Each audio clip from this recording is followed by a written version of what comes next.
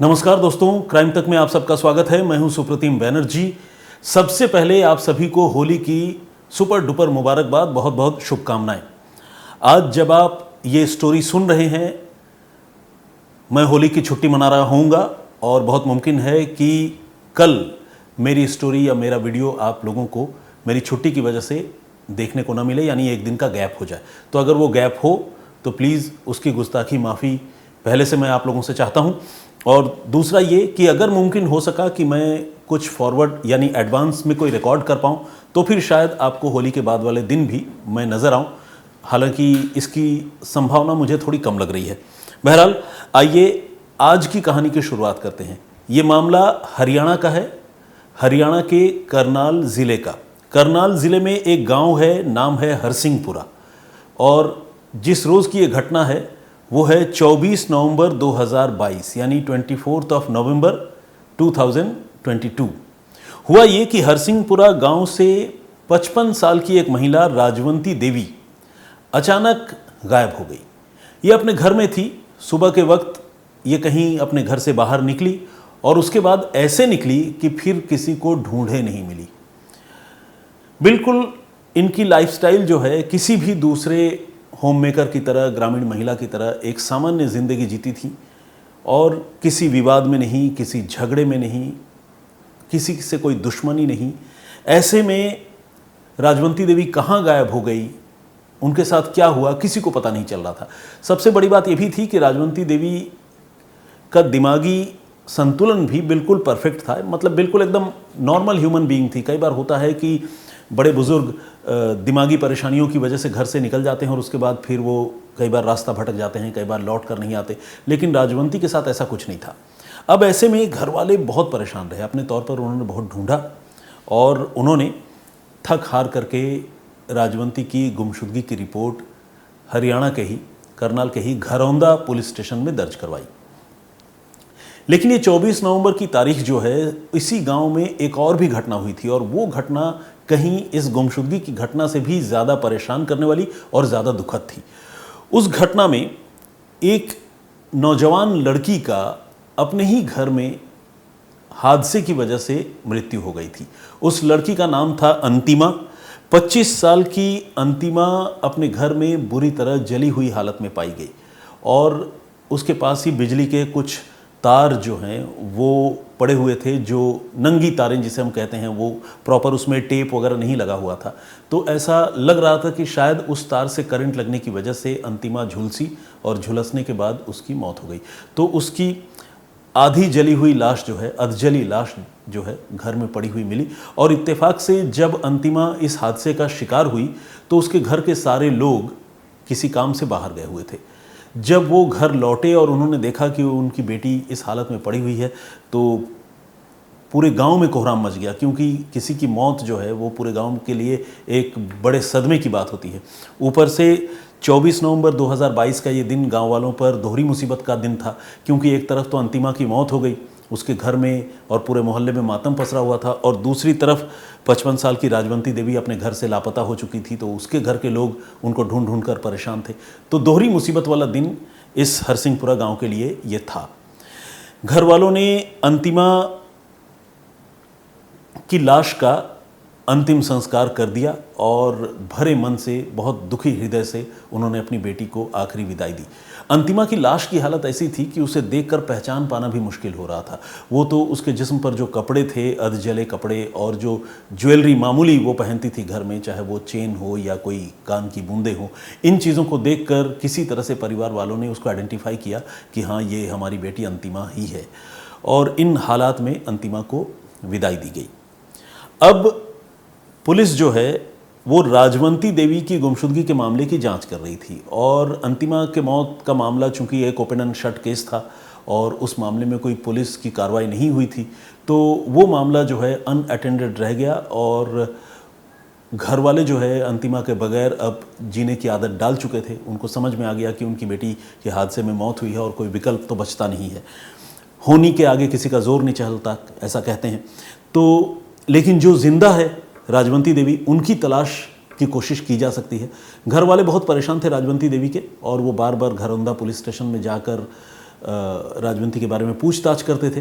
तो इसी घर वालों की बेचैनी और महिला की गुमशुदगी, इन सारी चीज़ों को देखते हुए उस मामले की जांच जो है हरियाणा पुलिस के ही CIA स्टाफ को दे दी गई। CIA स्टाफ हरियाणा पुलिस की एक इन्वेस्टिगेशन यूनिट है जिसको खास तौर पर इस तरह के कॉम्प्लिकेटेड केसेस की जांच की जिम्मेदारी सौंपी जाती है। तो CIA स्टाफ ने जब इस मामले की तफ्तीश शुरू की, राजवंती देवी की गुमशुदगी के मामले की जांच शुरू की, तो CIA स्टाफ को उस इत्तेफाक के बारे में पता चला जिस इत्तेफाक में उसी गांव में उसी गुमशुदगी वाले रोज़ एक लड़की की भी मौत हुई थी।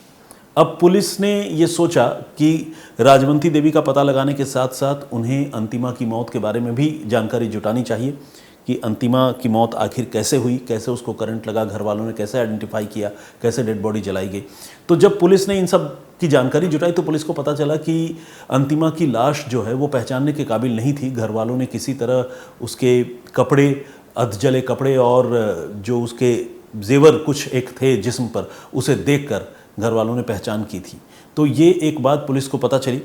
ऐसे में पुलिस ने ये तय किया कि वो अंतिमा के बारे में थोड़ी और जानकारी जुटाएगी। CIA स्टाफ ने ये फैसला किया और इसी फैसले के तहत CIA स्टाफ ने उसके सोशल मीडिया अकाउंट्स को खंगालने का फैसला किया। किसी भी दूसरे नौजवान की तरह, नौजवान लड़के लड़कियों की तरह अंतिमा भी सोशल मीडिया पर काफ़ी एक्टिव थी और ख़ासकर फेसबुक पर। और अब जब पुलिस ने उसके सोशल मीडिया अकाउंट को एक्सप्लोर करना शुरू किया तो पुलिस ने ये देखा कि अंतिमा के सोशल मीडिया की last location, social media account की लास्ट लोकेशन जो है वो हरियाणा या करनाल में नहीं, जहाँ पर उसकी मौत हुई थी उस जगह पर नहीं, बल्कि उसका अकाउंट जो है लास्ट एक्टिव उत्तर प्रदेश के शामली में था। शामली पश्चिमी उत्तर प्रदेश का एक टाउनशिप है जो मुजफ्फरनगर का नाम आप सभी ने सुना होगा, एक बड़ा शहर है। मुजफ्फरनगर के पास में ही शामली एक जगह है।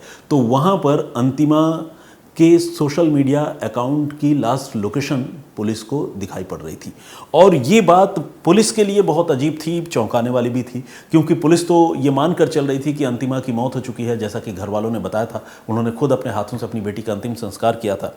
लेकिन जब सोशल मीडिया अकाउंट को एक्सप्लोर करने, खंगालने पर पुलिस को ये राज पता चला कि वो आखिरी बार शामली में एक्टिव था, तो पुलिस की एक टीम शामली पहुंची और उस लोकेशन पर जाकर उन्होंने अंतिमा को सर्च करने का फैसला किया। और आपको जानकर बड़ी हैरानी होगी कि पुलिस के इस एफर्ट का बहुत ही चौंकाने वाला नतीजा सामने आया।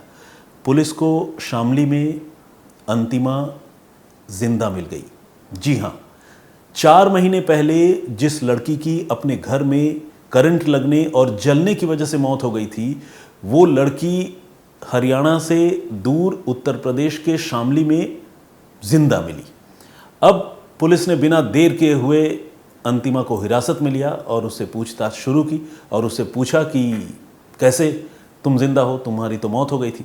इस पर शामली ने जो कहानी सुनाई वो और भी चौंकाने वाली है। माफ़ कीजिएगा, इस पर अंतिमा ने जो कहानी सुनाई वो और भी चौंकाने वाली है। अंतिमा ने पुलिस को ये बताया कि वो दरअसल शामली में ही, जो अब उसका पति है जिसके साथ वो शादी कर चुकी है, शामली के ही रहने वाले एक लड़के से प्यार करती थी। और ये प्यार फेसबुक पर ही शुरू हुआ था, लेकिन उसके घर वाले इस रिश्ते के लिए राज़ी नहीं थे और वो चाहती थी कि वो अपने घर वालों को बताए बगैर हमेशा हमेशा के लिए अपने प्रेमी के साथ फरार हो जाए, भाग जाए। लेकिन उसे इस बात का भी डर था कि अगर वो अपने प्रेमी के साथ भाग जाएगी तो शायद घर वाले उसको ढूंढने की कोशिश करेंगे, उसका पीछा करेंगे और शायद उन्हें परेशान करे, जीने न दे शांति से। इस तरह का डर उसके मन में था और इसीलिए अंतिमा ने ये तय किया कि वो अपनी मौत का झूठा ड्रामा रचेगी और अपनी मौत की झूठी कहानी गढ़कर वो फरार हो जाएगी ताकि उसे फिर कभी कोई ढूंढने की कोशिश न करे। और इसी प्लानिंग के तहत उसने ये तय कर लिया था कि वो किसी की हत्या करके उसे अपनी मौत का रूप देगी और फिर फरार हो जाएगी। उसने इसके लिए पूरा खाका तैयार कर रखा था, किसे मारना है, कब मारना है, कैसे मारना है, ये पूरी तैयारी थी। बस उसे सही मौके का इंतज़ार था। अंतिमा ने खुद अपनी ज़ुबान से ये सारी बातें, साजिश की ये पूरी कहानी पुलिस को सुनाई। उसने बताया कि चूंकि उसका डील डॉल, उसकी हुलिया, उसका अपीयरेंस जो है उसी के गांव की रहने वाली एक महिला राजवंती देवी से मिलता जुलता था, तो उसने ये तय किया था कि वो राजवंती देवी को ही अपना शिकार बनाएगी। इत्तेफाक से 24 नवंबर 2022 को उसके घर में कोई नहीं था और उसे लगा कि ये सबसे सही समय है यहाँ से भागने का और अपनी मौत की झूठी कहानी गढ़ने का। इसी साजिश के तहत उसने उस रोज़ राजवंती देवी को अपने घर बुलाया और इस बात का बड़ा ख्याल रखा कि कोई भी राजवंती देवी को उसके घर तक आते हुए, कम से कम उसके घर में एंटर होते हुए न देखे। राजवंती देवी को अपने अंजाम के बारे में पता नहीं था। उसे लगा कि पड़ोस की लड़की अंतिमा बुला रही है तो चलकर एक बार उससे मिल लेते हैं, और वो अंतिमा से मिलने उसके घर पहुंच गई। अंतिमा चूंकि साजिश के साथ पहले ही तैयार थी, उसके पास नींद की बहुत सारी गोलियां थी। वो नींद की गोलियां उसने पानी में मिलाई और राजवंती को ऑफर कर दी। राजवंती अपने अंजाम से बेखबर उसने वो नशीला पानी पी लिया और पीते ही बेहोश हो गई। बेहोश होने के बाद अंतिमा ने पूरी ताकत से पहले उसका गला घोंटा। कत्ल हो चुका था। अब कत्ल के बाद इस लाश को अपनी लाश का रूप देने की प्लानिंग थी, और वो तभी हो सकता था जब इसे सबसे पहले हादसे का रूप दिया जाए। तो हादसे का रूप देने के लिए वहाँ पर कुछ नंगी तारें जो उसके घर में थी, उन नंगी तारों को उसने उस मौका वारदात पर छोड़ा, और बल्कि उन्हीं तारों से राजवंती देवी की डेड बॉडी को कुछ करंट्स भी लगाए। डेड बॉडी को पर करंट दौड़ाया उसने, और इसके बाद करंट लगाने के बाद उसने फिर राजवंती की लाश को जला दिया। जलाते वक्त, जलाने से पहले उसने ये भी किया कि राजवंती की लाश को सबसे पहले उसने अपने कपड़े पहनाए, और उसने जो ज्वेलरी जो वो हमेशा पहन कर रखती थी, चाहे वो कंगन हो या कान में जो बूंदें होती हैं, ये सारी चीज़ें उसने राजवंती की लाश को पहना दी। और राजवंती के जो कपड़े थे, वो कपड़े और उसके जो जेवर थे, वो सारे चीज़ें उसने अपने साथ समेट कर रख लिए। और उसके बाद अपने कपड़े और अपने कान की बालियां और तमाम चीज़ें उसने राजवंती को पहना दिए, राजवंती की लाश को। और इसके बाद जैसा कि मैंने आपको बताया, उसने राजवंती की लाश को आग के हवाले कर दिया। और जब अधजली लाश वहाँ पर यूं ही रही, छूट गई, फिर उसने तय किया, जब उसने इंश्योर कर लिया कि चेहरे वहरे को देखकर अब पहचान कर पाना मुश्किल हो रहा है, फिर वो लड़की अपने घर से निकल गई। और निकलने के बाद सीधे पहुंची शामली अपने प्रेमी के पास, और उसके बाद वो अपने प्रेमी के साथ शादी करके पिछले 4 महीनों से वहीं रह रही थी। और एक तरह से देखा जाए तो एक बेगुनाह महिला की हत्या करने के बाद वो सुकून की ज़िंदगी जी रही थी। मगर इसी बीच, जैसा कि आपको पता है, राजवंती देवी जब से गायब हुई थी तो उनके घर के लोग काफ़ी परेशान थे, और वो हर हाल में अपने घर की मेंबर को ढूंढने की कोशिश कर रहे थे। और इसी कोशिश में जब वो पुलिस के पास पहुंचे और पुलिस ने राजवंती देवी की गुमशुदगी के मामले की तफ्तीश शुरू की, तो पुलिस को जब इस इत्तेफाक का पता चला कि ऐन 24 नवंबर को ही राजवंती देवी भी गायब हुई, और ऐन 24 नवंबर को अंतिमा नाम की एक लड़की का उसके घर में मौत भी हो गया था, तो जब ये दोनों इत्तेफाक पुलिस को पता चले तो पुलिस ने अपना दिमाग लगाया, और पुलिस के जो मैं कहूँगा कि तेज़ तर्रार ऑफिसर्स हैं, उन्होंने जिस डायरेक्शन में सोचा, एग्जैक्टली ये केस उसी तरह से सॉल्व हुआ। और अब पुलिस ने अंतिमा को गिरफ्तार कर लिया है। हालांकि राजवंती देवी के घर वालों और गांव वालों को ये लगता है कि शायद इस मर्डर केस में और भी लोग इन्वॉल्व हैं, क्योंकि सिर्फ एक 25 साल की लड़की के लिए इतनी गहरी साजिश रचना और एक महिला की हत्या करना, उसकी लाश को जला देना, उसकी लाश को अपने कपड़े और जेवर पहना देना, ये सारी चीज़ें इतनी आसानी से कर पाना बड़ा मुश्किल है। तो बहुत मुमकिन है कि इस साजिश में या तो उसका प्रेमी शामिल हो, या फिर कहीं ऐसा भी हो सकता है कि कोई घर के लोग शामिल हो। तो गांव के लोग जो है फ़िलहाल इस बात पर यकीन नहीं कर पा रहे हैं कि इस घटना में अंतिमा अकेले शामिल है। फ़िलहाल पुलिस इस मामले की जाँच कर रही है। किसी को भी इस मामले में क्लीन चिट नहीं दी गई है, और ये देखना होगा कि आने वाले दिनों में इसकी और कौन सी इस पूरे मामले के और कौन से पहलू सामने आते हैं, कौन सी राज का खुलासा होता है। फिलहाल ये कहानी यहीं तक। मुझे पूरा यकीन है कि इस दर्दनाक कहानी, ऐसी दर्दनाक कहानियाँ आपने पहले भी सुनी होंगी, लेकिन जब भी इस तरह की कहानियाँ सामने आती हैं जिसमें कोई इंसान अपने स्वार्थ के लिए किसी बेगुनाह की हत्या कर देता है और उसे अपनी मौत साबित करने की कोशिश करता है, तो इस तरह की कहानियाँ परेशान तो करती हैं, बेचैन तो करती हैं। बीइंग अ क्राइम रिपोर्टर, मैं हमेशा इस तरह के इतने मामले देखता हूँ, लेकिन इसके बावजूद इस तरह की कहानियाँ जब भी आँखों के सामने से निगाहों से गुजरती है तो मुझे बड़ी तकलीफ़ होती है, और इसी वजह से मैंने भी ये तय किया कि ये वाक़या, ये कहानी मैं एक बार फिर से आप लोगों को सुनाऊं। इस पूरे घटनाक्रम पर आपकी राय क्या है?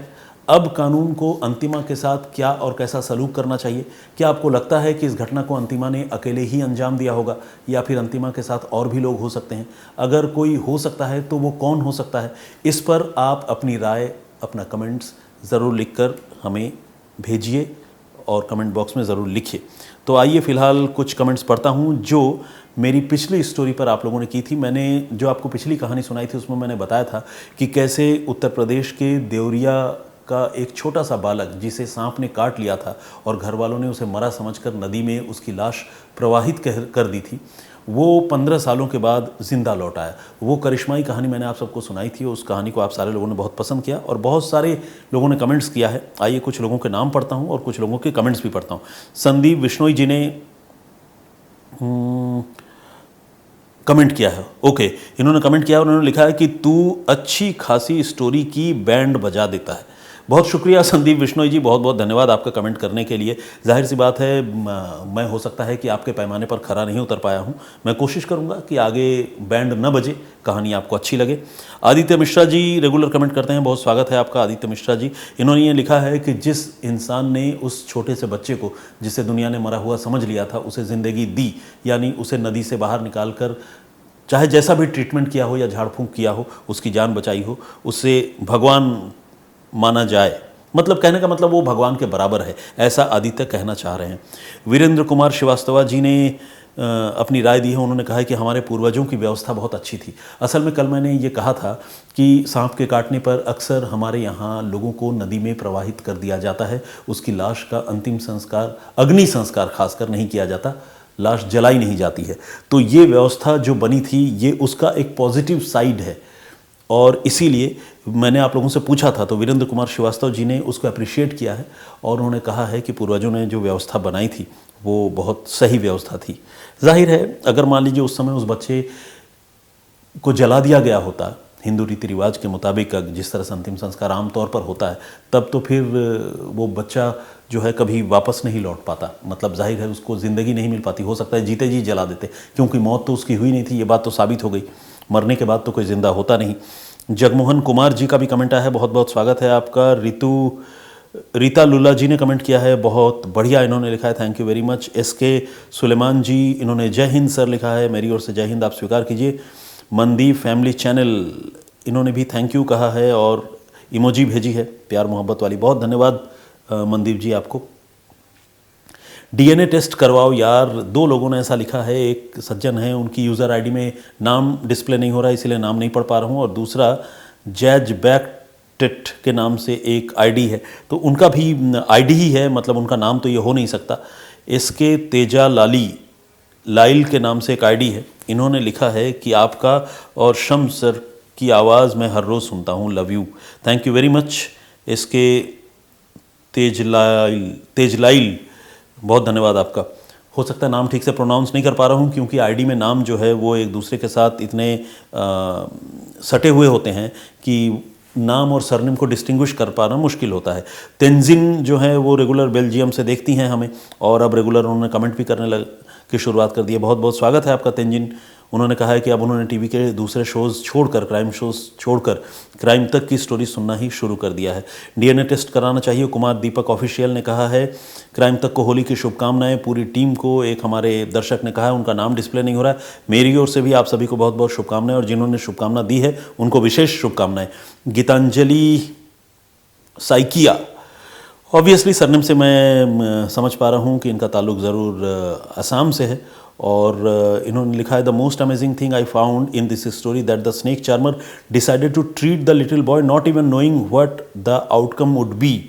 Had he decided otherwise the ending of the story could have been something different. बिल्कुल इनका कहना सही है। इन्होंने ये कहा है कि अगर उस सपेरे ने इस बच्चे को नदी से निकालकर उसको ट्रीट करने का फैसला नहीं किया होता तो शायद ये कहानी कुछ और होती। जाहिर है, हो सकता है कि फिर ये बच्चा बहता हुआ कहीं और चला जाता, और हो सकता है कि नदी में ही उसकी जान भी चली जाती देर सवेर डूबने की वजह से। तो ये एक अंजाम हो सकता था। लेकिन मैं ये भी कहना चाहता हूँ कि नदी में जिंदा प्रवाहित कर देने के पीछे कॉन्सेप्ट भी यही है कि कोई देखकर अगर वो बच्चा होश में हो या डूब रहा हो मान लीजिए, तो कोई उसे रेस्क्यू कर ले। कहीं ना कहीं बैक ऑफ द माइंड इस तरह से अंतिम संस्कार करने के पीछे घर वालों की यही सोच होती है। और वो सोच जो है वो जाहिर सी बात है, जो स्नेक चार्मर्स होते हैं हमारे देश में, जो भी सपेरे समुदाय के लोग होते हैं, उनको भी इसके बारे में पता होता है। तो इसीलिए वो आमतौर पर नदियों में अगर कोई लाश बहती हुई दिखती है, और ख़ासकर छोटे बच्चों की, जिसे स्पेशली किसी तने वने से बांध कर, केले के तने से बांध कर बहाया गया हो, तो वो उसको अटेंड ज़रूर करते होंगे। इसी वजह से ये लड़का बच पाया। अशोक तहल रमानी, सपेरे से उस घर वाले मिले? नहीं, अभी तक तो मुलाकात नहीं हुई है तहल रमानी साहब। शंकर लाल बिश्नोई जी ने कमेंट किया है, बहुत स्वागत आपका। तलत तहरी जी रेगुलर कमेंट करती हैं। इन्होंने लिखा है, जिसको राखे साइयाँ मार सके ना कोई। बिल्कुल, ये मुहावरा यहाँ पर बिल्कुल सटीक और फिट बैठता है।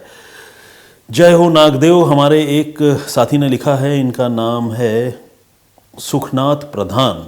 बहुत स्वागत आपका सुखनाथ जी। अरविंद कुमार वर्मा जी ने ये बताया है कि वो बलिया के निवासी हैं। सर, मैं लालचंद सैनी जयपुर राजस्थान से हूँ, आपकी कहानी रोज़ाना सुनता हूँ।